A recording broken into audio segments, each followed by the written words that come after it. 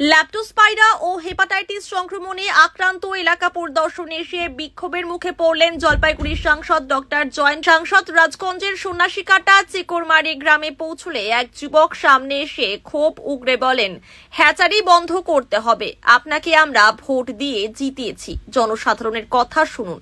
ঘটনাস্থলে উপস্থিত ওই যুবককে কয়েকজন সরিয়ে দেন। এরপর বিজেপি সমর্থক ও ওই যুবকের মধ্যে হাতাহাতি শুরু হয়। কিছুক্ষণ উত্তেজনা চলার পর পরিস্থিতি নিয়ন্ত্রণে আসে। পরে সাংসদ স্থানীয়দের সঙ্গে কথা বলেন। বিষয়টি নিয়ে সাংসদ জানান, হ্যাচারি বন্ধ করা বা চালু রাখা আমার এখতিয়ার মধ্যে পড়ে না। দেখুন, এই বন্ধ করা ইত্যাদি খোলা দাবিগুলো এই কাজগুলো তো করতে পারে প্রশাসন, স্থানীয় প্রশাসন, এবং সেটা তো আমরা প্রশাসনিক আধিকারিক না, বা আমরা সেই রাজ্য সরকারের ইয়েও না, মানে প্রতিনিধিও না। তো যাই হোক, এখানকার প্রতিনিধি হিসাবে এখানকার মানুষের ভালো করার স্বার্থে এদের প্রশাসনকে জানানো এবং তাদেরকে উপযুক্ত ব্যবস্থা নেওয়ার জন্য যা যা করার দরকার সেটা করব।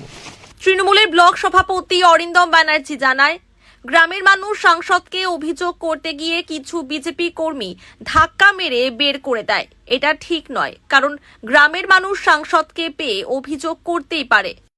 আমাদের জলপাইগুড়ির সাংসদ তিনি গিয়েছিলেন ওখানে চেকরমারিতে, এবং ওখানে রিপন রায় বলে একটি ছেলে, সে ওই সন্ন্যাসীকাটা অঞ্চলেরই ছেলে, উনি সেই ছেলেটি গিয়ে সাংসদ মহাশয়কে বলেন যে ওখানকার মানুষের যেটা ডিমান্ড, যে হয়তো হ্যাচারি থেকে এই জিনিসটা ছড়াচ্ছে, একটু তদন্ত করে আপনি ব্যবস্থা করেন, আপনি তো সাংসদ, আপনি ব্যবস্থা করেন এটা বন্ধ করার। অদ্ভুতজনকভাবে যে একজন জনপ্রতিনিধির কাছে একটা মানুষ যে তার কথা বলার চেষ্টা করছে, তাদেরকে ওখানকার একজন দেখলাম, সে তার নাম সম্ভবত রঞ্জিত দাস, বিজেপির নেতা, সে তাকে কলার ধরে টেনে নিয়ে গেল, নিয়ে গিয়ে তাকে মারধর করা হলো। এবার আপনারা কয়েকদিন আগে নিজেরাও ছিলেন, দেখেছেন যে আজকে ওই এলাকার মানুষ সন্ত্রস্ত, তারা ভয়ে আতঙ্কিত, এবং তাদের মধ্যে থেকে কিছু ক্ষোভ সেটা বের হতেই পারে, এবং তারা কাকে জানাবে? জনপ্রতিনিধিকে জানাবে।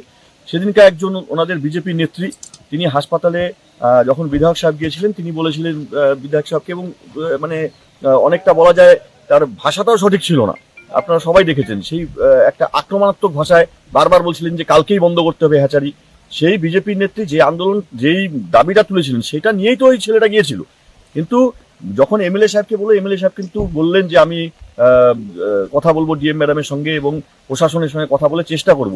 সাংসদ সাহেব তো কিছু বললেনই না, উল্টো নিজের লোকজনকে দিয়ে যে আবেদন করতে গেছিল তাকে গায়ে হাত তুলে ধাক্কা মেরে ফেলে পিটানো হলো।